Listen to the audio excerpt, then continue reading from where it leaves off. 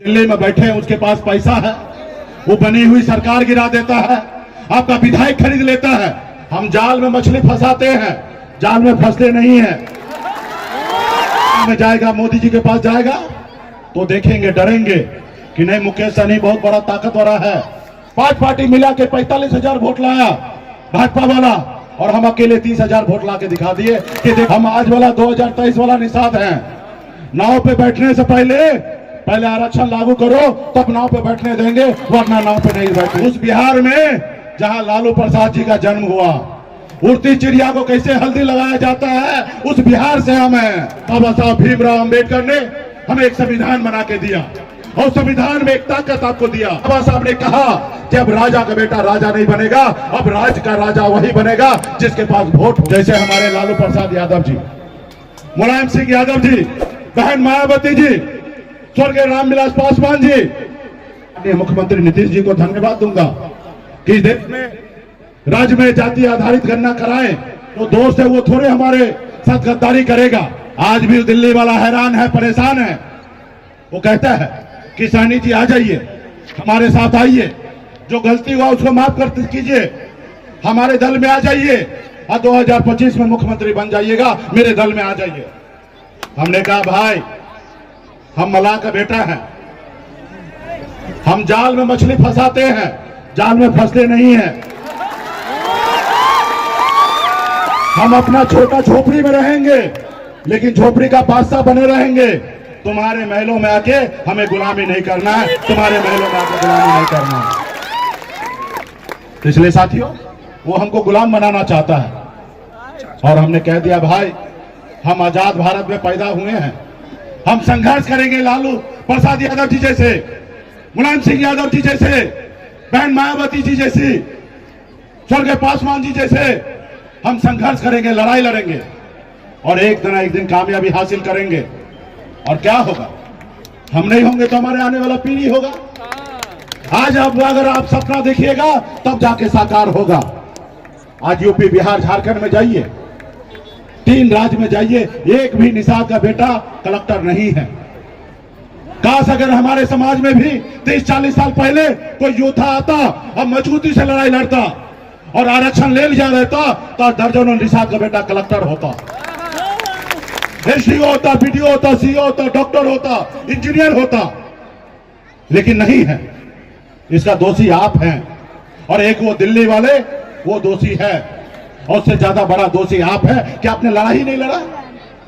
और जो समाज ने लड़ाई लड़ा वो कामयाबी हासिल किया। पिछले 10 साल से आपने हमें साथ दिया, आपके साथ मैं लड़ाई लड़ रहा हूं। देखिए बिहार में कितना बदलाव लाया, और इसी तरीके से बदलाव आएगा।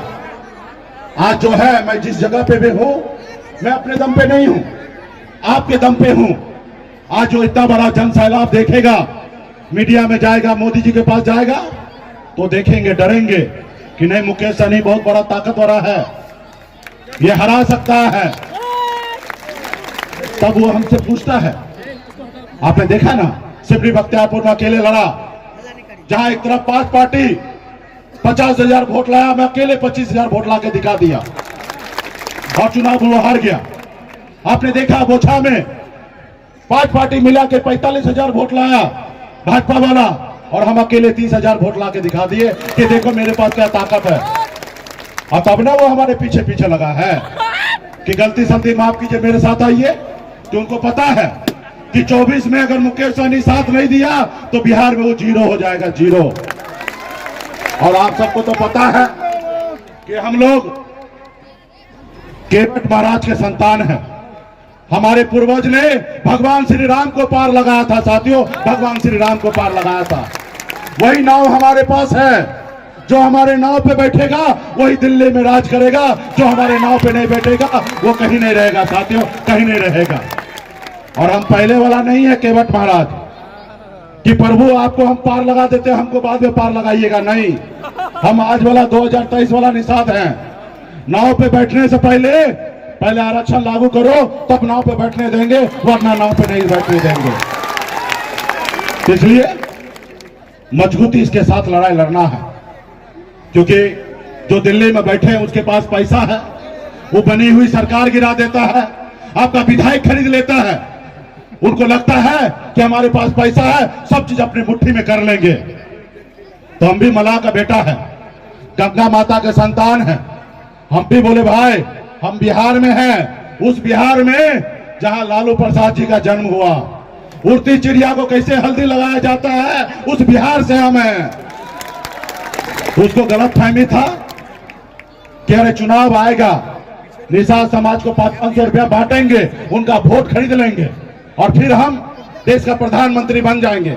जब वोट बिक सकता है और हम खरीद सकते हैं तो फिर हम उसको राजा क्यों बनाए, ये उसका गलतफहमी सोच था। फिर हमने भी एक दवा निकाला है। जैसे कोरोना काल में देश के डॉक्टर ने एक वैक्सीन बनाया था देश के लोगों को सुरक्षित करने के लिए, हमने भी एक दवा बनाया। ऐसे वैक्सीन बनाया कि जितना वैक्सीन आप लगाइएगा ना उतना दिल्ली का कुर्सी हिलेगा। उस वैक्सीन का क्या नाम है मालूम है? उस वैक्सीन का नाम है गंगा जल। सब पवित्र कर दे, वो वैक्सीन का नाम है। और हमने पूरे बिहार में अभी तक तकरीबन 45 लाख निषाद हाथ में गंगा जल लेकर संकल्प ले लिया है और मोदी जी को बता दिया, पहले राजा के घर में बच्चा जन्म लेता था वही राजा बनता था, रानी के कोख से बच्चा जन्म लेता था वही राजा बनता था। लेकिन आजादी के बाद बाबा साहब भीमराव अंबेडकर ने हमें एक संविधान बना के दिया और संविधान में एक ताकत आपको दिया, चाहे गरीब मजदूर का बेटा हो या किसान का बेटा हो या डॉक्टर इंजीनियर का बेटा हो, सबके पास एक ही ताकत दिया। वो क्या? आपको वोट गिराने का ताकत दिया साथियों, वोट गिराने का ताकत दिया। उस वोट पे वो ताकत था, वो ताकत है। बाबा साहब ने कहा कि अब राजा का बेटा राजा नहीं बनेगा, अब राज का राजा वही बनेगा जिसके पास वोट होगा, देश का प्रधानमंत्री वो बनेगा जिसके पास वोट होगा। लेकिन आजाद भारत में पहले 75 साल तक आप और हमने अपने वोट को ताकत को नहीं समझा, जिसके कारण हम इतने पीछे हैं। जो समाज अपने वोट को ताकत को समझा वो समाज देखिए कितना आगे निकल चुका है। जैसे हमारे लालू प्रसाद यादव जी, मुलायम सिंह यादव जी, बहन मायावती जी, स्वर्गीय रामविलास पासवान जी, ये लोग कोई अमीर घर में जन्म नहीं लिया, ये भी साधारण गरीब परिवार में ही जन्म लिया, संघर्ष किया, लड़ाई लड़ा, अपनी वोट को ताकत को समझा। जब लालू प्रसाद जी दल बनाए तो उनके लोगों ने उनको साथ दिया और जब साथ दिया तो दल को बल मिला और जब दल को बल मिला तो उनका हर समस्या हल हुआ और 15 साल बिहार का मुख्यमंत्री बने रहे। और लालू प्रसाद जी ने ऐसा विरासत राज के राजनीति में ऐसी विरासत बनाया कि आज लालू प्रसाद जी नहीं भी है तो उनका बेटा डिप्टी सीएम बना हुआ, साथियों डिप्टी सीएम बना हुआ।